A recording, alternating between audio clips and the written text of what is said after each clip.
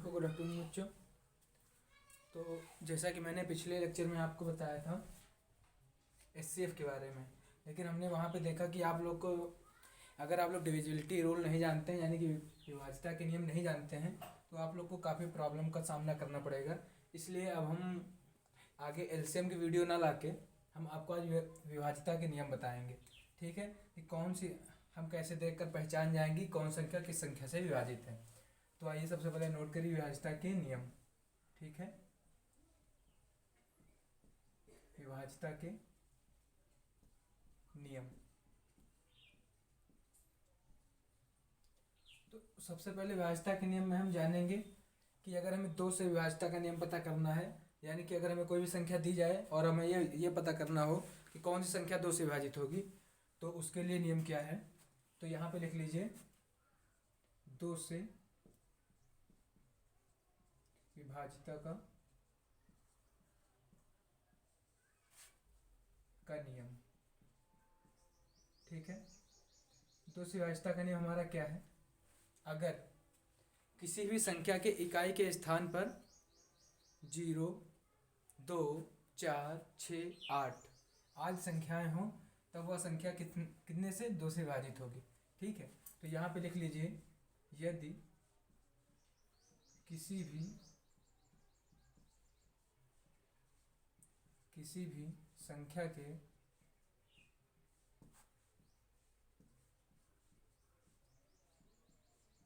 इकाई के स्थान पर कितना 0, 2, 4, 6, 8 आदि संख्याएं हों,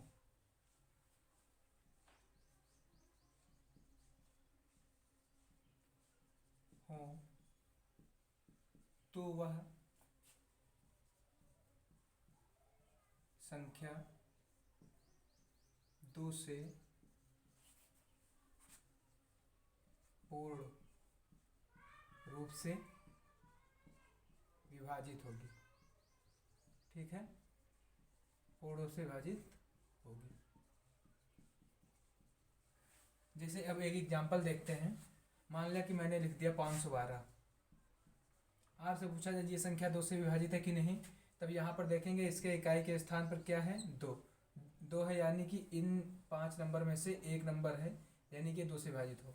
जैसे आपको लिख दिया जाए 213, तो 213 यानी कि 3 है लास्ट में, यानी कि 3 ये विभाजित नहीं, क्योंकि 3 इन पांचों संख्याओं में नहीं आता है। ओके, अब जैसे आपको दे दिया जाए कि 612, तब ये दो से विभाजित होगी।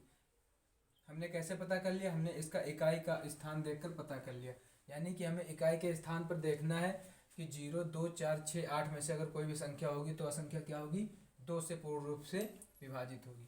ठीक है, अब देखते हैं 3 से विभाज्यता के नियम। 3 से विभाज्यता का नियम।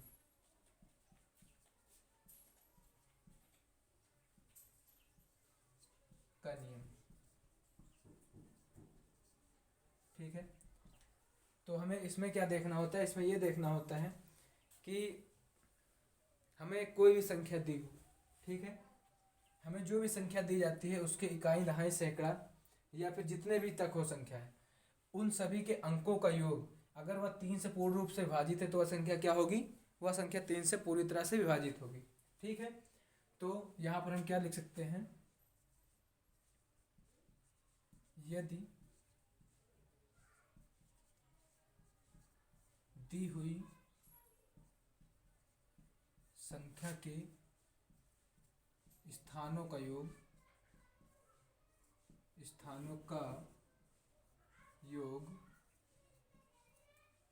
3 से विभाजित हो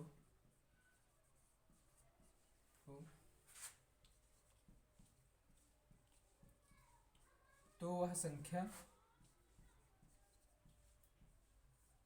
3 से पूर्ण रूप से विभाजित होगी। ठीक है, विभाजित होगी।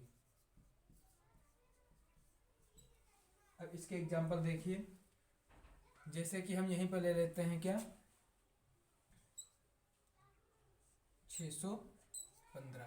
ठीक है, अब देखिए 615 हम क्या करेंगे, 5 को जोड़ेंगे, 1 को जोड़ेंगे, 6 को जोड़ेंगे। ठीक है, तो यहाँ पर क्या करेंगे 6 प्लस में 1 प्लस में 5, हमारा कितना आ जाएगा 5 6 1 7 5 12, यानी 12।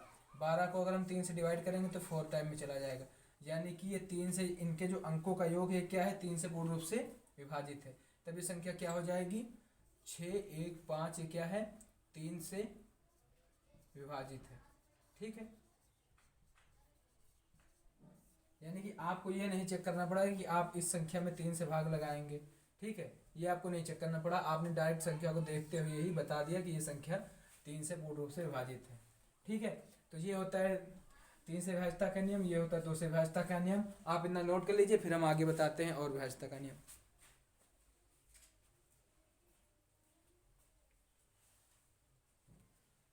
ये नोट हो गया होगा।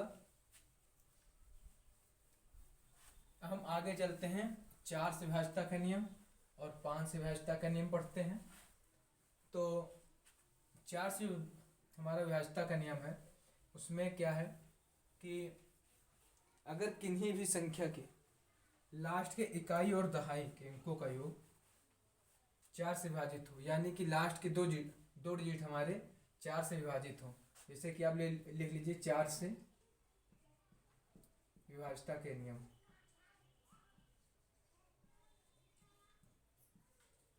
के नियम, ठीक है। तो देखिए, सबसे पहले मैं आपको डिफिनेशन अभी लिखूंगा, पहले आप समझ लीजिए कैसे होता है। जैसे कि हमने ये संख्या ले लिया 7 2 3 1 2। ठीक है, अब इतनी बड़ी संख्या अगर आपको दे दिया जाएगा तो आप इसे विभाजित करने में, यानी कि अगर इसमें हम 4 से भाग देंगे तो आप समय कम से कम तो 1 मिनट का समय लगा देंगे। ठीक है, तो यहाँ पे इसी वजह से विभाज्यता का नियम आया कि हम इस संख्या को डायरेक्ट देखते ही बता दें 4 से विभाजित होगी या नहीं होगी।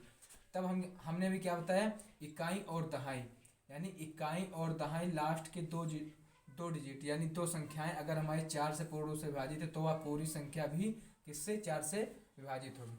तो देखिए 12 में अगर 4 का भाग लगाएंगे तो 3 बार में चला जाएगा, यानी कि हम कह सकते हैं कि इसमें कोई शेषफल नहीं आया, यानी कि यह शेषफल इसमें 0 आया, यानी कि यह 4 से पूर्ण रूप से विभाजित है। तो ये संख्या भी हमारी 4 से पूर्ण रूप से विभाजित होगी। दूसरा नंबर ले लेते हैं, जैसे कि यहाँ पे कुछ भी ले लीजिए 8 3 1 2 5 6 7, मैंने इतनी बड़ी संख्या ले ली। अब इसमें हमें करना क्या रहता है, लास्ट के दो डिजिट हमें चेक करना है। तो ये दो डिजिट अगर हम चेक करेंगे तो 6 7 में 4 का अगर भाग लगाएंगे तो कितना जाएगा, 1 टाइम में जाएगा, ये जाएगा तो कितना आ जाएगा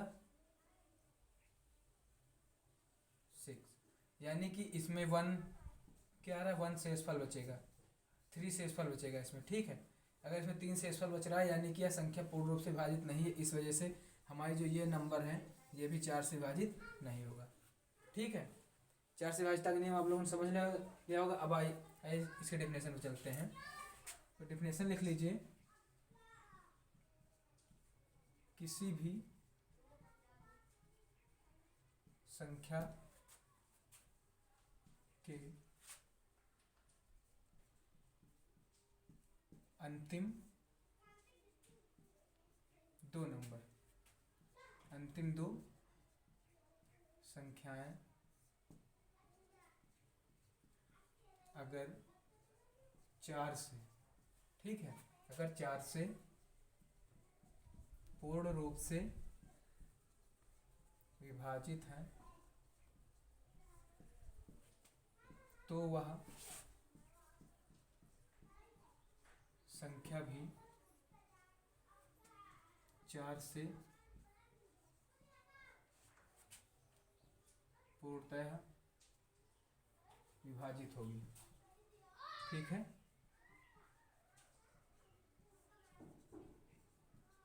समझ गए इतनी बात।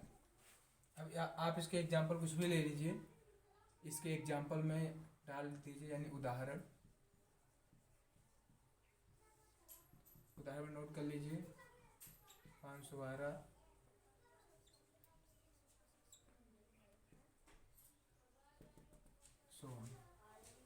ठीक है। अब 5 से विभाज्यता के नियम पे आते हैं। तो 5 से विभाज्यता का नियम बिल्कुल सिंपल सा है। तो सबसे पहले आप समझ लीजिए 5 से विभाज्यता के नियम के बारे में। तो अगर किसी भी लास्ट में, किसी भी संख्या के लास्ट में अगर 0 है या फिर 5 है, ठीक है, तो वह संख्या हमारी क्या होगी, 5 से पूर्ण रूप से विभाजित होगी। जैसे कि देखिए 10, छोटी संख्या लीजिए 10, इसके लास्ट में क्या है, 0 है, ये 5 से विभाजित है। 15, इसके लास्ट में 5 है, ये 5 से विभाजित है। और आप अब इससे बड़ी संख्या लीजिए, जैसे कि 95, लास्ट में 5 है, 5 से विभाजित होगी। 1015, लास्ट में 5 है, 5 से विभाजित होगी। ठीक है, यानी कि हमने ये समझ लिया कि अगर किसी भी संख्या के लास्ट में 0 या 5 है तो वह संख्या क्या होगी, 5 से पूर्णतः विभाजित होगी। तो आइए इसकी डेफिनेशन नोट कर लेते हैं। 5 से विभाज्यता के नियम, 5 से विभाज्यता के नियम। तो इसके विभाज्यता के नियम क्या है कि अगर किसी भी संख्या के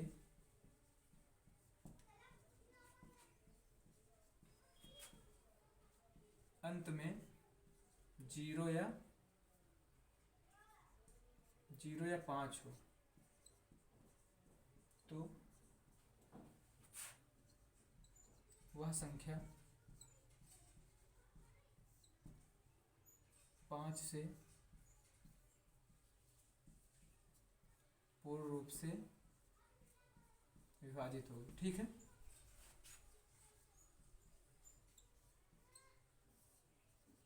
विभाजित होगी, ये नोट कर लीजिए। आप इसके एग्जाम्पल में डाल दीजिए, जिसमें लास्ट में 5 है, 0, वो वाले नंबर डाल दीजिए। जैसे 505 हो गया, और 100 हो गया, 50 हो गया, 105 हो गया। ये सारी संख्या क्या है, 5 से पूर्ण रूप से विभाजित। ठीक है, तो आप इन्हें नोट करिए। नोट कर लिया होगा आप लोगों ने। तो हम आगे चलते हैं, 6 से विभाज्यता का नियम पढ़ते हैं। ठीक है, तो 6 से विभाज्यता का नियम हमें क्या बताता है, 6 से विभाज्यता का नियम हमें बताता है कि अगर जो कोई भी संख्या हो वह 3 और 2 से पूर्णतः विभाजित हो जाए तो वो क्या होगी, 6 से पूर्ण रूप से विभाजित होगी। तो आइए यहाँ पे हम लिख लेते हैं, यदि कोई भी संख्या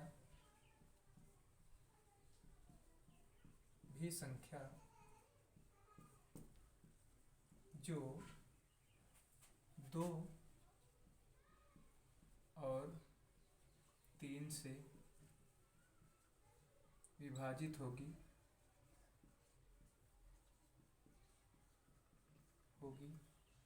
वह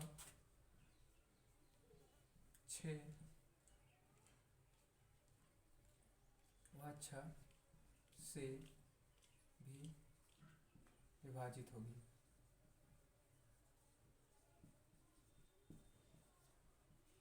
ठीक है, वह 6 से भी विभाजित होगी।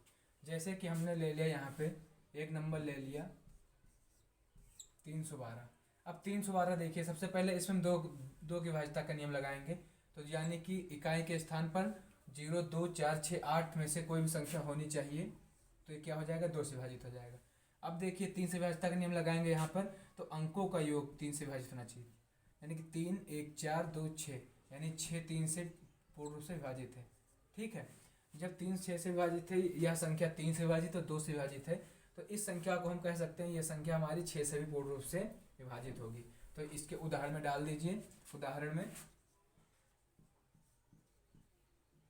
312, ओके, 312 डाल दीजिए, और आप 24 भी डाल सकते हैं।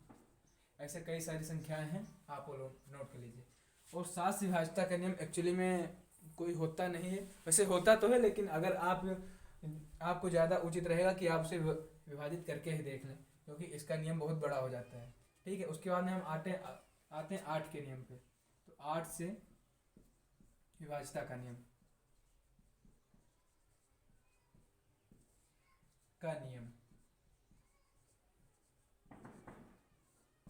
इसमें हमें क्या करना होता है, इसमें करना ये होता है कि अगर अभी तक मैंने चार की भाज्यता में के नियम में क्या पढ़ा था, चार की भाज्यता के नियम में हमने ये पढ़ा था कि कोई भी संख्या हमारी दी हुई है, जैसे कि हमने कोई भी संख्या मान लिया, जैसे कि 1 1 3 2 4, ठीक है। तो हमने यहाँ पर क्या देखा था चार की भाज्यता के नियम में, अगर लास्ट के दो दो अंक अगर ये कितने से, चार से विभाजित हैं, तो ये संख्या चार से विभाजित होगी। लेकिन आठ से विभाज्यता के नियम में हमें लास्ट के 3 डिजिट देखना है, यानी कि लास्ट के 3 अंक देखना है। अगर लास्ट के 3 अंक हमारे किससे, 8 से विभाजित है, तो वह संख्या किससे विभाजित होगी, वह संख्या हमारी 8 से पूर्ण रूप से विभाजित होगी। तो देखिए अब इस संख्या में अगर हम 8 का भाग लगाते हैं तो कितना आएगा, 8 चौक 32, 8 चौक 32, यानी कि इसमें भाग नहीं जाएगा, ठीक है, इसमें 8 का भाग नहीं जाएगा। यानी कि हम कह सकते हैं कि ये जो हमारी संख्या है 1 1 1 1 3 2 4, ये हमारी किससे, 8 से विभाजित नहीं है। ओके, ठीक है, ये संख्या हमारी 8 से विभाजित नहीं है। तो 8 से विभाजित करने के लिए इस संख्या में अगर हम 4 की जगह 8 कर दें, तब ये क्या हो जाएगा, 8 से पूर्ण रूप से विभाजित हो जाएगा। ओके, अब यहाँ पे क्या आ जाएगा, 41, तब ये हो जाएगा हमारा 8 से विभाजित। यानी कि अब हम कह सकते हैं कि लास्ट के अगर 3 डिजिट अगर 8 से विभाजित हैं, तो वह संख्या पूर्ण रूप से 8 से विभाजित होगी। आप इसकी डेफिनेशन लिख लीजिए, यदि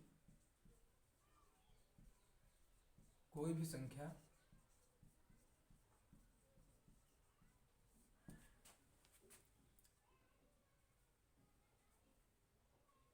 कोई भी संख्या 8 से तभी विभाजित होगी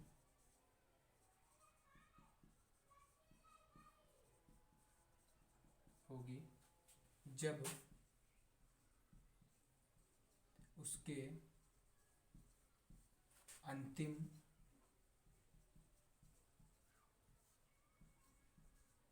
तीन संख्याएं 8 से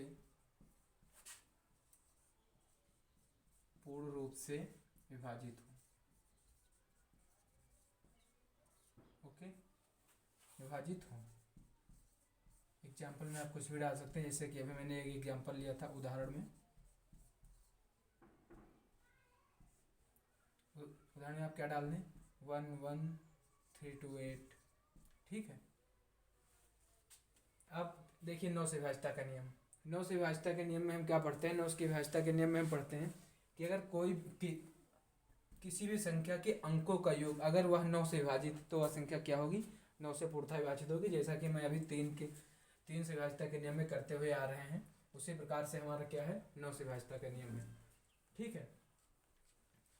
यहाँ पर डाल लीजिए 9 से विभाज्यता के नियम, ठीक है। 9 से विभाज्यता के नियम में क्या है, यदि कोई संख्या यदि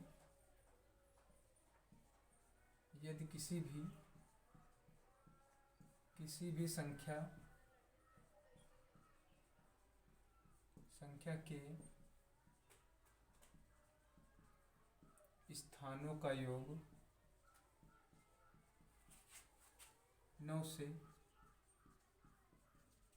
विभाजित हो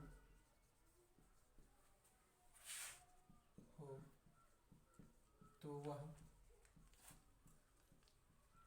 संख्या भी 9 से विभाजित होगी, ठीक है, 9 से विभाजित होगी, ठीक है। और 10 की विभाज्यता का नियम बिल्कुल सिंपल सा है। 10 की विभाज्यता के नियम में हमें करना क्या होता है, 10 की विभाज्यता के नियम में, 10 से विभाज्यता का नियम, यदि किसी भी संख्या के इकाई के स्थान पर 0 हो, ठीक है, यदि किसी भी संख्या की इकाई के स्थान पर 0 हो, तो आज संख्या क्या हो जाएगी, 10 से पूर्ण रूप से विभाजित हो जाएगी। डिफिनेशन लिख लीजिए, यदि किसी भी संख्या के इकाई के स्थान